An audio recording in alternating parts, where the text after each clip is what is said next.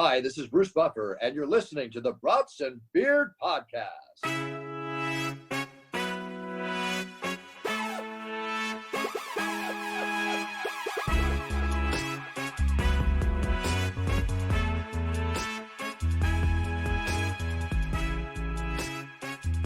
Welcome back, everybody, to the Brats and Beers Podcast. How's it going out there? Going all right over here in Hatley, Wisconsin. Nice. Drew, how you doing? Oh, no. He's a little frozen over there. Looks like he's freezing up again. He's breaking up. I thought you got a new router, Drew.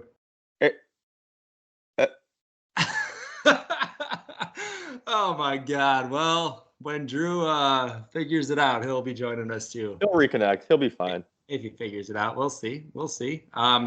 Tonight, we have a little special episode just because of, there was a big win the other night. I'm not sure if you heard about it.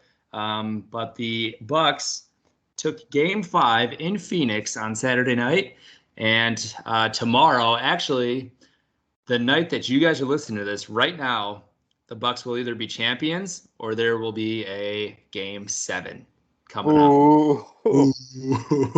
So we don't know yet, but yeah. So either cheers to them being champions or we're nervous for Game 7. So I'm nervous for Game 6. Dude, my heart can't take it. Yeah, you want your team to go all the way, but once they get there, it's so much anxiety. Yeah, it's insane. It is absolutely insane. That's why we love sports. It is. What are you drinking tonight? So you got the red Solo cup. What you got in there? Yeah, a little bit of Busch Light. Ooh, some Busch Light. I got a Lakefront IPA tonight. Very nice. All right.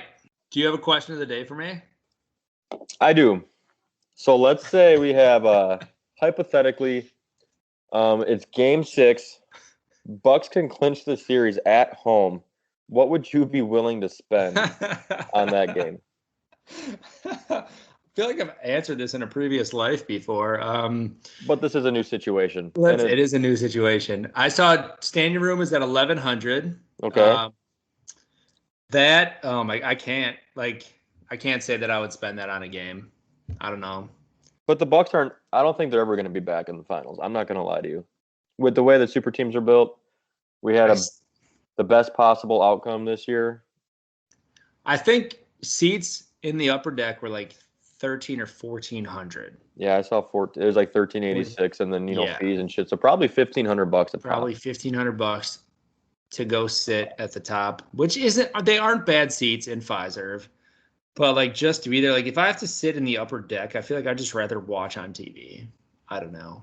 I would say 800 would probably be for a situation like this would probably be the most I would spend.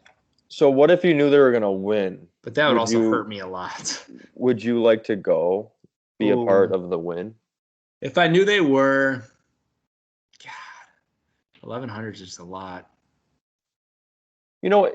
In 10 years from now, the money's not going to be oh man, if I had that 1,100, I'd be rich as fuck right now. Yeah, that's true. You could also go to the Deer District for free, or your drinks and parking and shit. Yeah. And you're still at the game. You could always tell everybody, I was at that finals. I was at the game. It's crazy. And it was true. You were at Fiserv. You were with the crowd. You were with the majority, really, because I think they say 25,000.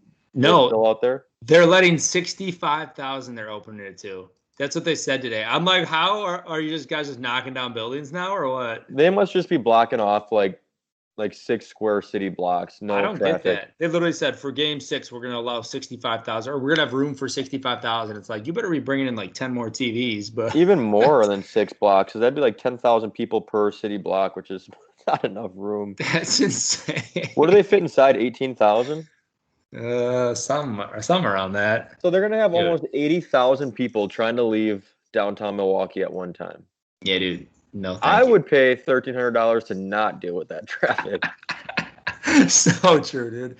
Dude, it will be chaos down there, and that's chaos I don't want to touch. No. Oh, Drew's back. Drew, can you hear us? Wave.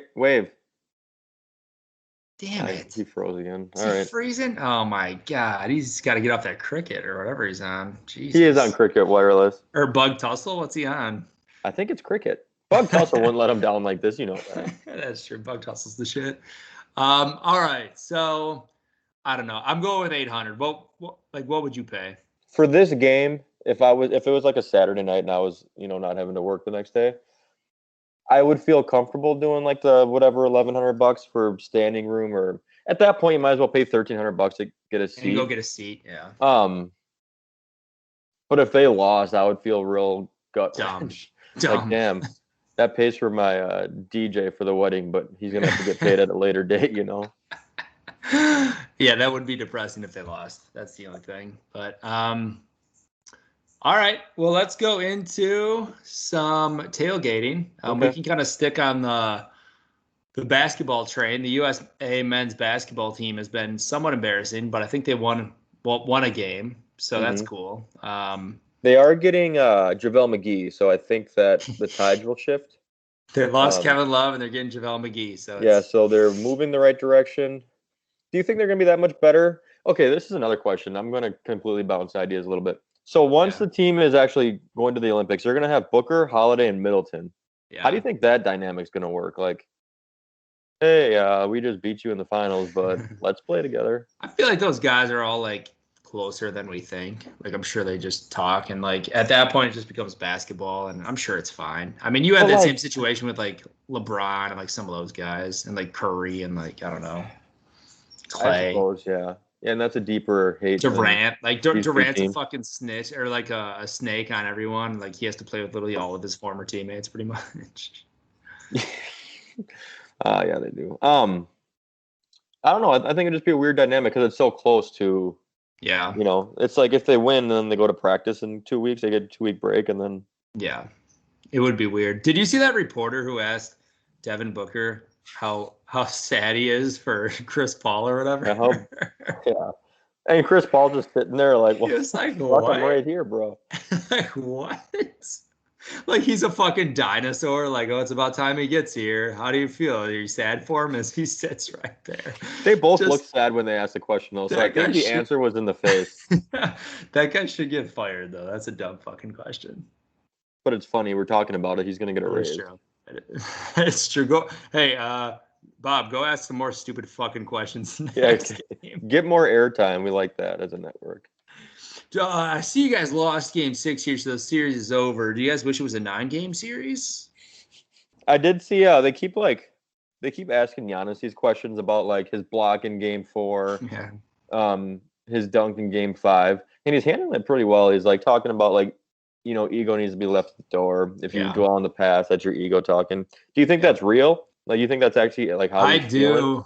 I do, yeah. I mean, I'm sure he gets hyped as fuck about that stuff and like gets excited internally, but like, I do think he knows it's all about the team, and I just think that's the way he's wired.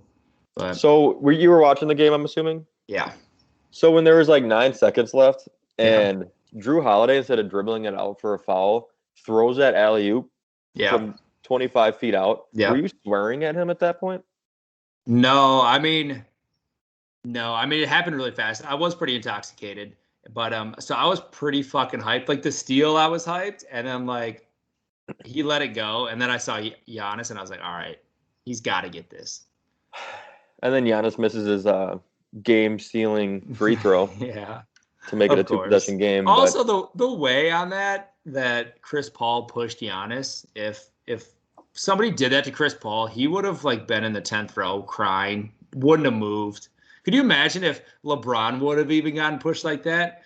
He would be on the floor for 5 minutes at least. He did push him in the third leg, if you look closely. So I think that maybe that absorbed some of the blow. So he didn't even know that Chris was hanging from his dick. And he was so hyped. So like, speaking of dick, how much did yours grow when Giannis, like, he didn't even mean mug the camera. He just looked at it like, yeah, that just happened. And then Blondie McGee over there, I think it was this. Isn't that the stripper from Borat?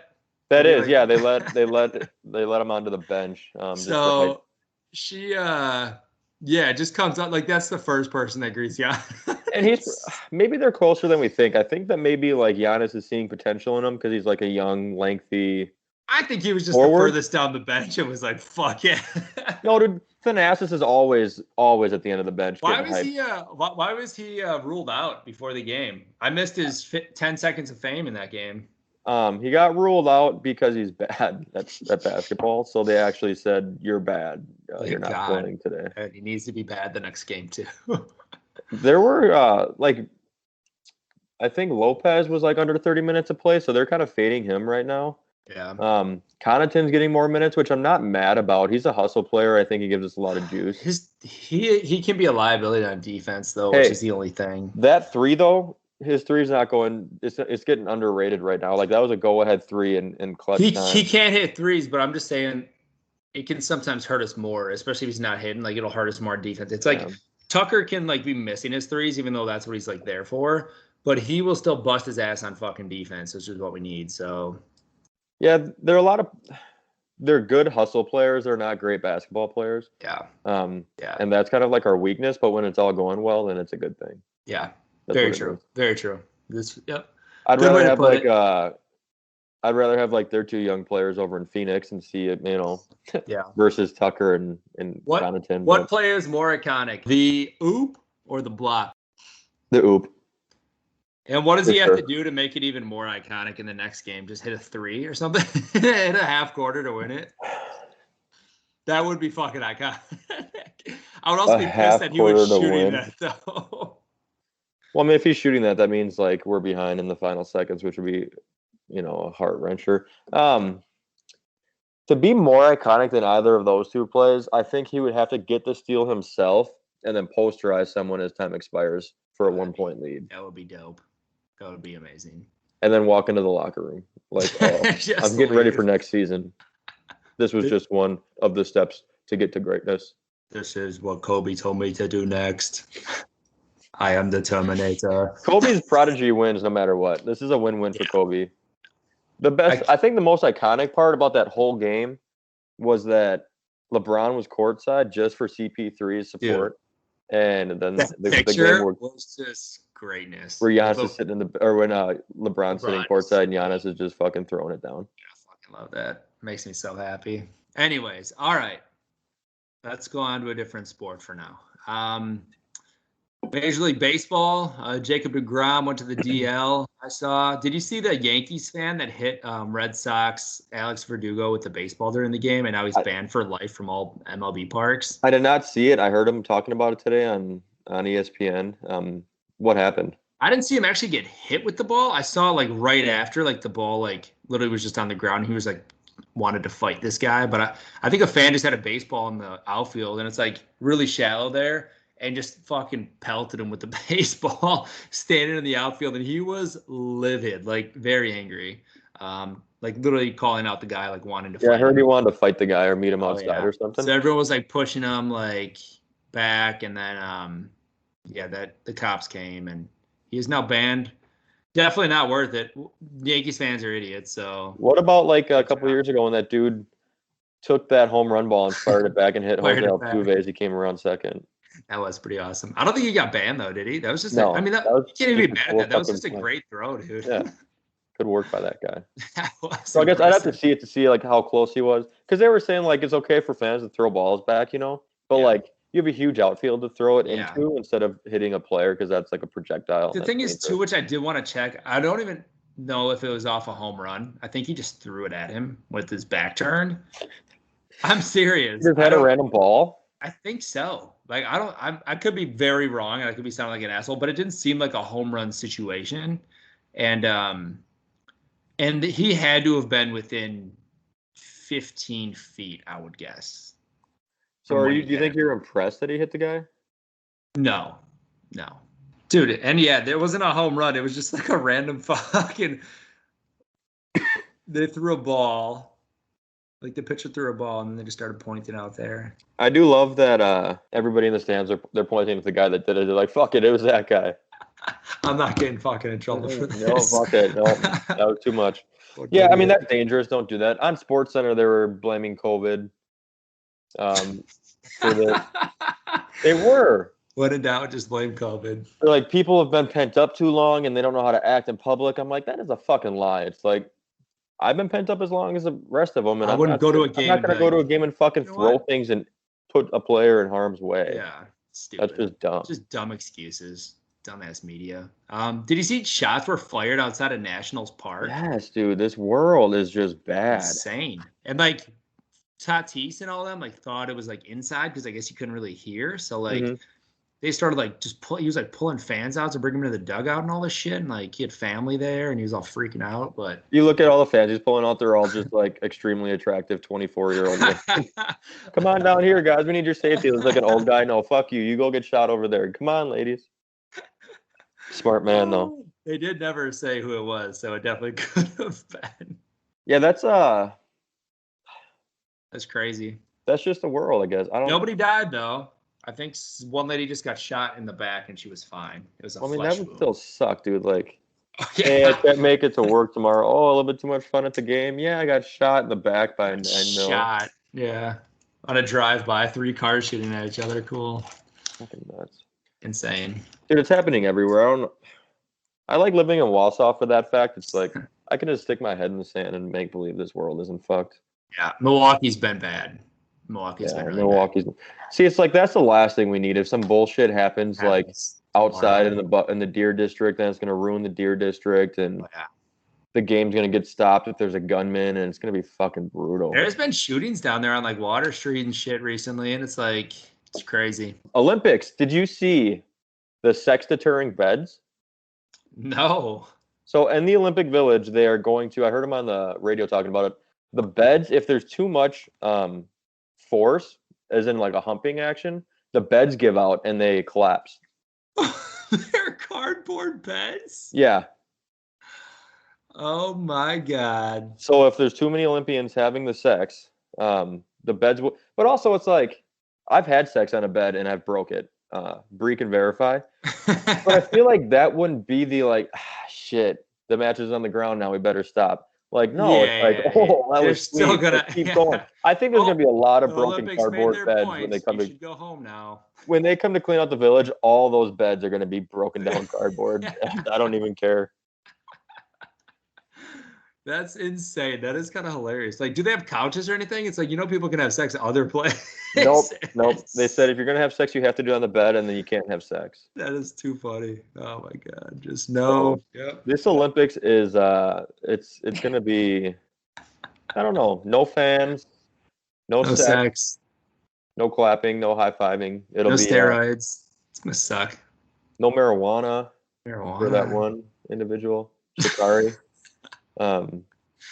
Dude, I was dying though when you were saying, was that you that posted that? Like the U.S. Olympic skateboarding teams, like, yeah, well, we talked about it last time. Yeah, I love that shit. That's funny. Let's see here. Morikawa rallied and beat Spieth to win the Open this past weekend. So congrats to him. Is he the next coming of Tiger? Would you say that? I think he's probably the closest so far, yeah. His stats are all kind of like matching up, like 2 majors before the age of 24. Yeah. He's young. I mean, he's a fucking stud, yeah. And he's very, very good. His swing is just so pure. It's like, I don't know, it's fun to watch. I like there was like this new age of golf with like the Spieth and the Rorys and all of them. And I feel like that never really grew to fruition. Like it just kind of fell apart because they all suck. Yeah. But I kind of think this is the beginning of like this is the new era of golf now. Yeah. Yeah. I think so. There's a lot of good young players coming up, so I think it's pretty cool to especially be watching him. When did you see somebody change his Wikipedia and it said like is the father of Jordan Spieth or something like that? It always seems like Jordan Spieth is like right there, but just can't. He just has trouble capitalizing. I'm not a fan of Spieth, but who's your favorite young golfer right now? I don't know. We were talking about it. Is Brooks considered a young golfer or no? Mm-hmm. Yeah, he's still one of the. That's like part of the new age. I really like Brooks. Morikawa is really fun. I feel bad for Xander. I don't know how young Xander is. Schauffele. I thought Schauffele was fucking old, but I don't think he is. I just feel bad for him because like he's always bridesmaid and he'll always finish like top 5 and just never wins. It's like I feel so bad for him, but got to be better. Who's yours? Do you have one? I was really kind of like last year at this time. I was kind of getting behind Bryson.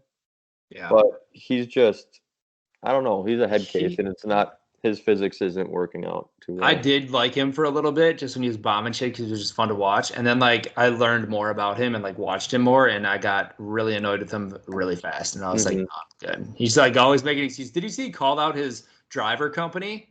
Was it Ping? I think so. Oh no, it's Cobra. It was Cobra. Cobra, yeah. And then Cobra, someone got him on the phone and said like, "What do you say about this?" And they just fucking let him have it. Like, yeah. We're working around the clock. We're changing everything that he asks. This is all custom molds for him. I guarantee you, it's at least like probably his custom molds are probably like $80K to like even make the mold, and then they're adjusting and making these custom drivers for him all the time. It's like no, they have scientists doing this shit for you. It's not just like they're handing you a random driver off the fucking shelf. No. And like, they're what he wants. Like he's giving them the specifications. It's like a 5-degree loft, which is unheard of. Yeah. 48-inch shaft. It's like that's it's great for power, but that's why he hit 4 of 18 fairways in the first day. And you can't bitch about, you can't bring it on them and be like, yep, they're giving me shit. It's like, no, maybe you're hitting shit. Yeah. Did you see Brooks' interview after the first day? No. He's like, it was a good day. I love my driver. I'm hitting fairways. Feels good. Oh my God, he's there just to fucking. He just waits to hear the first Bryson thing and just goes after it. Every single time. I love it. All right, let's see here. NFL, real quick. Rodgers had a cleaning service come in and clean out his deep clean his house. Yes. I saw the chick who posted that or whatever. Like it was like in a Packers group, and it said like blah blah blah. It was like my girlfriend works for this cleaning company, blah blah blah. And some chick like retweets it and like puts as the caption. She's like, "Yeah, your girlfriend is also going to be unemployed very soon." And I'm like, "That's very true." I mean, technically, they don't have like a HIPAA. Dude, they will be. I mean, somebody with the Bucks like helped Giannis move in, and they tweeted about it and got fired immediately. So that shit they don't take lightly. So I bet they'll lose their job. That's fine. She probably didn't even. And it's not HIPAA, but it's like, well, I guess they might be different. When you're working like in privacy. The industry, in the industry you have to sign like shit that'll be like you're if you're working for like the rich and famous. Oh, Drew, are you back on? Hey, Drew, baby, Drew. Oh, we lost him. Oh, God damn. He's in and out. Hey, at least he's still trying. He is still trying. Let's see here. Richard Sherman went crazy, almost killed himself, and others. CTE. Do you think that's a CTE thing, or what do you think that is? No. Or do you think he was just drunk? I know what it is, but I'm just not going to say it with a recording. Did you see, or did you hear the 911 recording? No. It was kind of disturbing because, like, the 911 operator was a complete bitch about the situation. It was really bad. Like, she was like yelling at his wife, like, and she's like, all right, stop yelling, like, calm down, it's fine. And just like and then she's like, he's trying to be violent towards my uncle, and he's like really trying to fight him, and he's like slamming on our door and all this. And she's like, well, is he being violent? Is there evidence of him being violent? And she's like, yeah, he's literally trying to fight like my dad or uncle, like whoever the fuck it was. She's like, well, ma'am, there's a difference between acting violent and being violent. I'm like, what the fuck? I mean, I'm like, yeah, there is, but I'm like, if somebody's acting crazy, saying they're gonna like kill people and like himself, it's like maybe just have some sympathy in that situation. Like, so whose house was it? I think it was one of her family members, so it had to have been like her uncle's. Like his girlfriend? Yeah, I think so. Yeah. Sorry. Or like an ex? Her uncle or something. No, it's his wife. It's his wife. Oh my gosh. It's his wife. So he's going crazy, and he just kept saying, come through. Like, I don't know if you saw the video, but he just said, come through about 75 times. And I don't think the uncle ever came through, but he was like, have you seen the video? He was like full shoulder, like slamming the door, like trying to bust it down. And then he was just like with his hands, he was slamming on it, and he just kept yelling at him. And then he would back up and do the other shoulder, just hitting it like hard. And then eventually he just like stood there for a while, was yelling, and then he was like walking away. But I did read there was like a hit and run with his vehicle, and then he just went and parked it somewhere and left his vehicle, like abandoned it, and then they went and ran the plates, and it's Richard Sherman. So they're like, Jesus, crazy. Saquon Barkley is the last NFL thing, but Saquon Barkley apparently doesn't sound like he's ready to go for week 1 of camp at least. But really? Who knows? Yeah, apparently he's He's I still saw he going to test it. came out and said he's going to be ready for week 1 of the season. I just didn't know when he's going to be. Oh yeah, I think I read today that it was just for the camp that he was still. I saw that he is taking all of his endorsements in Bitcoin, and if he wants to come on the show and talk cryptocurrency, I would tell him that's a poor decision at this point in time. I haven't been trying to look, honestly. I'm not gonna lie. Just leaving it be. Just not nice. Not the very good.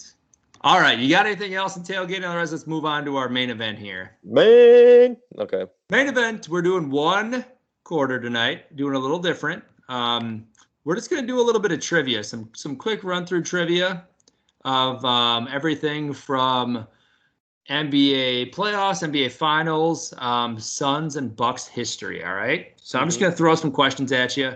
If Drew pops on, he can join too. He's still struggling over there, I believe. Since 1969, this player has won the most NBA Finals MVP awards. Who is he? Michael Jordan. Yes. How many? 6. Nice. Well, That's legendary. when you think about that. Yeah. Is that more impressive than a regular season MVP? I think so, yeah. But also Andre Iguodala won one with the Warriors. So but Andre was fucking clutch. He was very good. Okay. I'm just saying, in terms of legacy, it's I got 6. I don't know, how many MVPs does Jordan have? Regular season, do you know? He has 5. All right, next question. What legendary big man has appeared in the NBA most NBA finals and he has never lost a finals? Damn, that's a good question. Oscar Robinson. Oscar Robinson? No, just kidding. He is a Celtics big man long time ago. Well, Shaq was a Celtic for a while. No, it's not Shaq. It was Bill Russell. Bill Russell, 12 times. Never lost a finals. That's pretty crazy. That is actually pretty crazy. Good for Bill. Good for Bill. Good old Billiam. Who was the first player in NBA history to finish a regular season in the top 20 in all 5 major stat categories? Rebounds, points, assists, steals, and blocks. Giannis. Ding, ding, ding. Who holds the franchise record for most block shots in a season? That's the Bucks franchise. Sorry. Bucks franchise record for most blocks in a season? Block shots, yep. Olajuwon. Olajuwon didn't play for the Bucks. You fucker. I have no idea. Come on. Dude, honestly, it's think of with the physicality, name. I would guess Ray Allen. Ding, ding, ding. Kareem with 283. Do you know Kareem's middle name? Is Abdul. What's his real name? Sri Lanka. Sri Lanka. Lou Cinder, dude. Come on. Yeah, I know Lou. Which Bucks rookie did Kareem Abdul-Jabbar punch during a game in 1977? I know the story, but I don't know who it was. Broke his jaw. His name is Kent Benson. I didn't expect you to know that because I didn't. But here's some easy Bucks hitters for you, all right? Mm-hmm. Which country is Giannis from? Greece. What former Bucks star is usually rated as one of the top 3 players of all time? Ray Allen. Yep.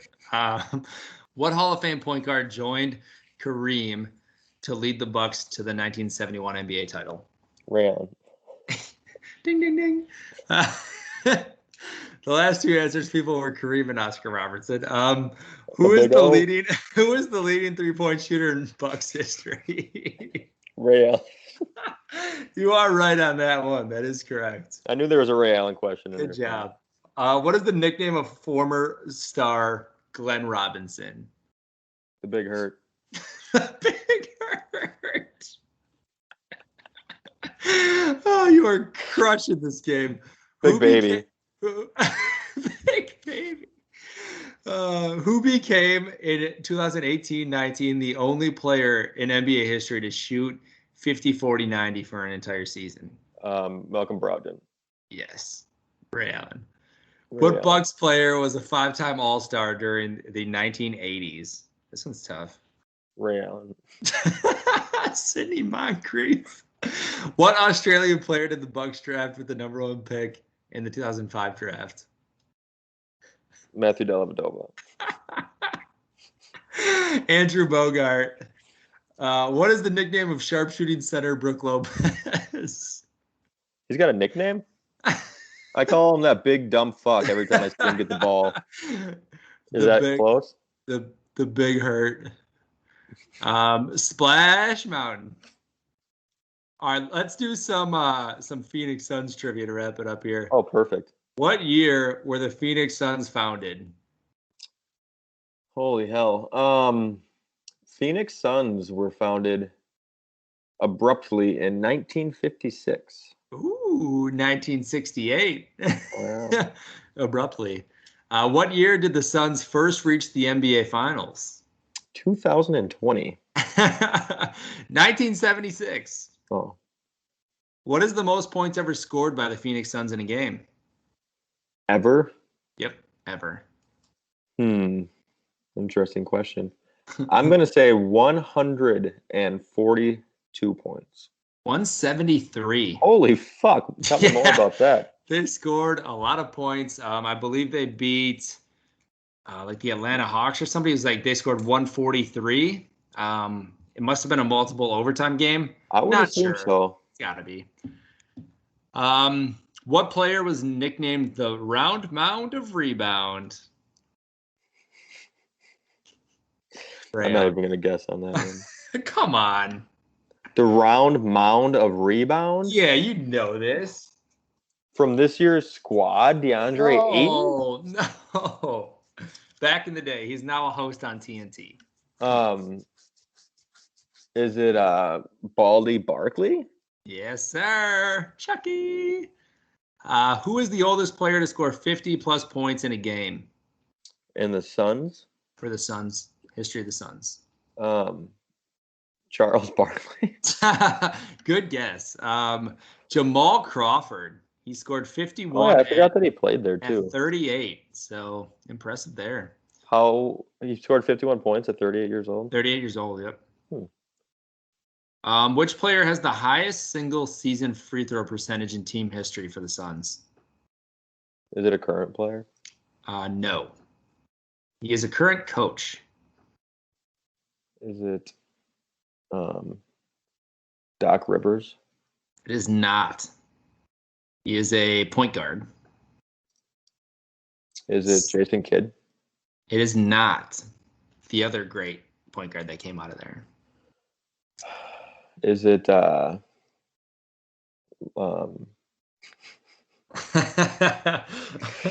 long-haired guy, Steve Nash? Steve Nash. Ding, ding, ding.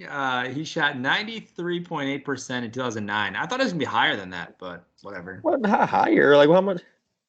Dude, it's 95. If it's like in team history, like, give me something good. Let's look at the best free throw That's pretty percentage good. in Bucks team history. In Bucks? Oh, it's Malcolm Brogdon at 89.5. Oh. Wait, I thought he was 90. Yeah, that's wrong. Chris Middleton's up there at 88. Ray Allen's up there at 88. Luke Ridnour's up there at 87. 92.8 he shot. Brogdon? Yep. Nice. Who holds the NBA record for most turnovers in a game? A Suns player. I'm going to guess that it's Chris Paul. Jason Kidd with 14. Chris Paul was up there. Didn't he have like 8 in game 3? Yeah, I think so. Last question I have. Which player was nicknamed the Matrix? The Matrix. I'm not even quite sure how that would fit into a basketball term. Who is it? Mr. Funny Shot, Sean Marion. Why the fuck is he called the Matrix? You know what? It's a good question. Let's look it up. To the Google! This is the first thing that pops up. Sean Marion has the nickname of Matrix because of his amazing athletic ability. As he's gotten older, Marion has slowed down some. That's all it says. That's it? Nicknamed the Matrix by former NBA player Kenny Smith during the preseason of his rookie year, he was widely regarded as one of the most versatile players in the league because of his athleticism and ability to play and defend in many positions. He is also known for his unorthodox shooting form. Well, no shit. Yeah. Well, good job, dude. You crushed What it. was one of the Suns' questions that seemed kind of easy but wasn't? The Chuck one. What was that one again? The round mound of rebound. Okay, hold on 1 second. Oh, God.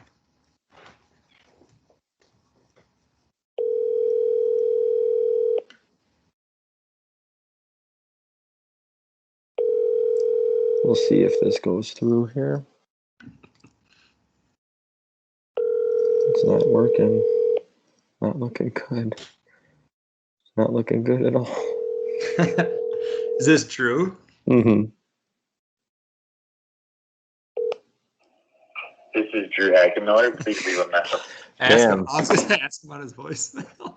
I'll wait. All right. Well, thanks, Drew, for coming on. All right. You got anything else? Should we wrap it up? Should we do a wheel or should we wait till Drew's back? We'll wait till Drew's here. Yeah. Yeah, let's do it. All right. Well, thank you everyone for joining us. Cody, you got anything you want to end with? Anything about the Bucks game? Any words of wisdom? What do you got? I am nervous to even speak about it. I don't want to jinx it. I don't want to be a downer. I'm just gonna go in with an open mind and hope I come out happy. Nice. I What like about it. you?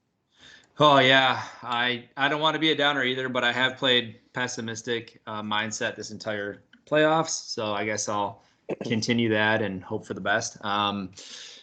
Also, we have our second round of the best sports movie ever going on right now on our social media accounts. So be voting on that. Check those out. Second round's going on right now. We have 4 matchups up. Check them out. Cody, do you have like a favorite in that bracket right now that's left that you really want to win? Let me bring up the bracket here. I'm kind of disappointed because I think, oh my God, this loser. I'm calling you out, fantasy football wish list. He follows us on Instagram. Just posts what is the best sports movie, and then has a picture of a bunch of them. I'm disappointed or I'm sad because I think Cool Runnings is going to get bounced. Cool Runnings will get bounced. It will get bounced, but I think Rudy's going to get bounced by the Water Boy. Yeah, I think Happy Gilmore Space Jam is going to be a close one. I think. Yeah, that's going to be real. That's going to be so hard. I think one of those has the potential to win it. I think the Waterboy could go far. I think Sandlot's going to go far.